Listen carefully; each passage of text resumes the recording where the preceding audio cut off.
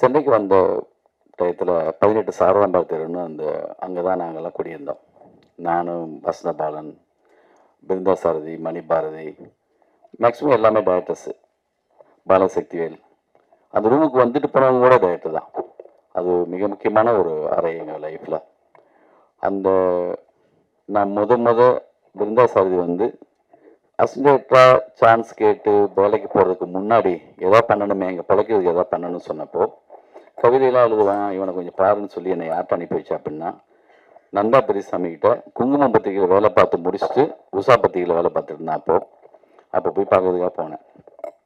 பரபரன்னு அப்படி ஒரு ஆள் நான் பார்த்துட்ருக்கேன். ஃபுல்லாக எல்லாரோடையும் அப்படி ஒரு பேச்சு, அப்படி ஒரு துருன்னு இருக்கான். நான் தள்ளி வந்து பார்த்துட்டே இருந்தேன். நான் வந்திருக்கேன்னு தெரிஞ்சதுக்கு பிறகு ஒரு மதிய நேரத்தில் வெளியில் வந்தார். வந்துட்டு நான் போன அன்னைக்கு இன்னொரு நண்பர் வேலை கேட்டு வந்திருந்தார்.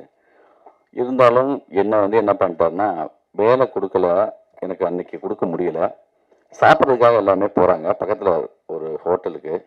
அப்போ என்னையும் சேர்த்து கூப்பிட்டு போனார், வாங்க போய் சாப்பிட போகலான்னு சொல்லி.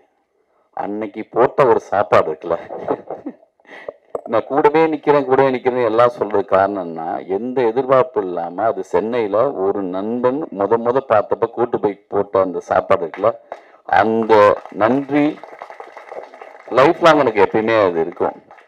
அது மட்டும் இல்லை, பத்திரிகையில் இருந்தனால அவர் கொஞ்சம் எல்லா பக்கமும் நிறைய சம்பாதிப்பார், நிறைய அப்போ வேலை பார்த்துருந்தாரு. நாங்கள்லாம் சும்மா இருந்தோம். அப்போ எங்களெல்லாம் கூப்பிட்டு போயிட்டு நான் ஆனந்தம் கதை பண்ணும்போது என் கூட டிஸ்கஷனுக்காக அவங்க அக்கா வீட்டில் மதுரையில் 48 நாள் ஒரு விரதம் மாதிரி அந்த ஒரு அறையில் உட்காந்து அந்த கதை பண்ணி அதை புக்காக பைண்ட் பண்ணி எனக்கு கூடவே இருந்து எழுதி கொடுத்து என் கூடவே இருந்தவர். அப்போ ஒரு சிலருக்கு பருத்தி வீரன் மாதிரி முதல் படத்துலேயே அமீர் சார் மாதிரி அப்படி பெருசாடி வந்துடுவாங்க, விக்ரமன் சார் மாதிரி புது வசந்தம், எனக்கு ஆனந்தம் மாதிரி. இப்போ மைனா பட டைரக்டருக்கு பார்த்தா ஒரு 5-6 படம் தேவைப்படுது. சமுத்திரகனி சாருக்கு 2-3 படம் தேவைப்படுது நாடோடிகள் எடுக்கிறதுக்கு.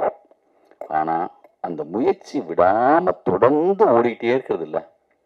இது அப்படி இப்படின்னு சொல்லிட்டு நல்லா சொல்லுவான்.